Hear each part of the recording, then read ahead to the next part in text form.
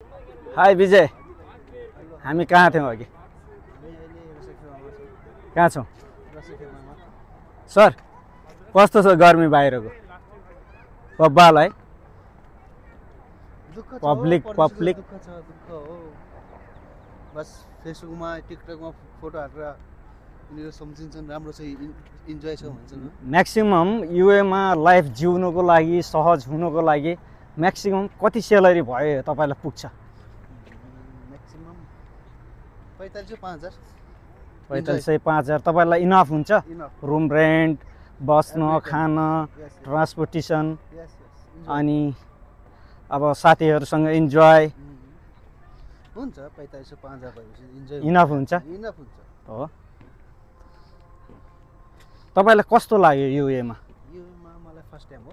First time हो? कस्तो लाग्यो युएको? तपाईँले महसुस गरेको चिजहरू के मन पर्छ यहाँ?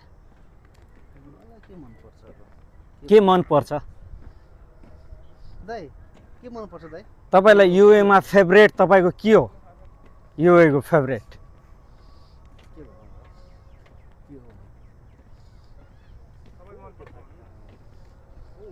केटीहरू मन पर्छ भन्दै।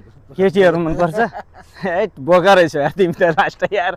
द्याट विनय सर, केटीहरू मनपर्छ अरे क्या उसलाई? यो केटीहरू हाम्रो नेपालमा छैन र भने? यहाँ झक्कास हुन्छ। यहाँ झकास हुन्छ, यहाँको त्यो क्रिम पाउडरले पो चम्किएको हो त यार। गाउँघरमा बसेको छोरीबेटी चेलीहरू राम्रो हुँदैनन् र? बेस्ट हुन्छ नि यार। यता जाऊँ? फर्किने हो? माथिबाट फर्किने? त्यो बहिनीहरूलाई त्यहाँ टिकटकमा फलो गर भन्न बिर्स यार। भन्छु म तिनीहरूलाई, फलो मी टिकटक दिइहाल्छु। Subscribe the YouTube channel. Chris official छ नि त मेरो। हाय विजय, नाच्देऊ न एकचोटि। गाना बजाएर नाच न। अर्को चाहिँ मोबाइल ल्याएन नि त, यसमा गाना थियो होइन? यसलाई एडिट गर्नुपर्छ यार, यो त बल्ल हुन्छ यार हामीलाई त सोचे जस्तो होइन? कस्तो लाग्यो विजय? के भन्छौ त? भन्न बाँकी केही छ तिम्रो मनमा लागेका कुराहरू? खाडी मुलुकमा चर्को घाममा 40-50 डिग्री तल बसेर तपाईँलाई कस्तो महसुस गर्नुहुन्छ यो ठाउँलाई? 40-4500 अलि जोडले बोल। यहाँ 40-4500 भनेको राम्रो हो, एकदम राम्रो हुन्छ, बेस्ट हुन्छ होइन? आफूले भनेको हाम्रो देश कहिले बन्छ होला यस्तो विजय? तपाईँलाई हाम्रो देशको यो देश हेर्दाखेरि यो कहिले 53 इयर्स भयो कि क्या हो यो युएलाई पोर्ट्रेट भएको? पहिला यहाँ चाहिँ यहाँको उसले बेलायतीहरूले चाहिँ यहाँ कब्जा गरेको ठाउँ हो नि त, यो गुलाम भएको देश हो नि। विश्वमा गुलाम नभएको देश आज हाम्रो नेपाल कहाँ छ? हिजो बेलायतलाई चामल दिने देश, गहुँ दिने देश, आज हामी यो खाडी मुलुकमा आउनुपर्ने बाध्यता कसरी सिर्जना भयो? यसको मूल्याङ्कन गर्न सक्नुहुन्छ? त्यही भएर आउँदो चुनावमा भोट हाल्दाखेरि सही र सक्षम मान्छे छान्ने गर, ताकि भोलि आज हामीले यो दिन भोग्नु परे तापनि भोलि हाम्रो भविष्यमा आउने भविष्यका कर्णधारहरूलाई यो ठाउँमा आउनु नपरोस्। तपाईँलाई कस्तो लाग्यो मेरो कुरा? एकदम राइट है।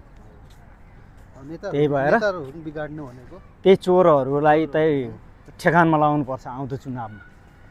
हामी परदेशी छौँ त के भयो? सके कसैले नेपाल गएर भोट दिने सकिँदैन, घरमा एउटा टेलिफोन गरेर फोन गरेर कल फोनमा पनि ल है यसलाई दिनुपर्छ है भोट भन्नुपर्छ। आज हामी आयौँ, भोलि हाम्रो बालबच्चा नआओस् यो ठाउँमा।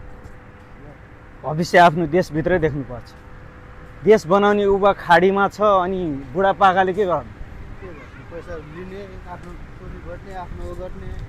के काम? छोराछोरीलाई अमेरिका पठाउने के काम? त्यो काम के त? त्यो भनेको एउटा करप्टेड मात्रै हो कि होइन? ल भन्नु त। आज हाम्रा छोरीबेटीहरू कति कुवेतमा पलायन भएका छन्, कति रोइरहेका छन्। हिजोकै घटना तपाईँले हेर्नु भएको छैन सोसियल मिडियामा? कसरी कुवेतीले कुटेर मर्न न बाँच्न बनाएर नेपाल फर्केकी छ भने यस्तोबाट हामी वञ्चित भएका छौँ यो देशमा।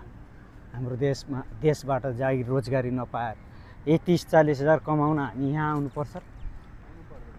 देश राम्रो सक्षम एउटा कानुन रुल्स नियम भए त युवाहरूलाई बस्ने वातावरण देशमै हुन्छ नि, होइन र? ल thank you so much guys. Next ब्लगमा आउने बाचा गर्दै तपाईँहरूलाई धन्यवाद दिन चाहन्छु। Thank you so much. Vijay high.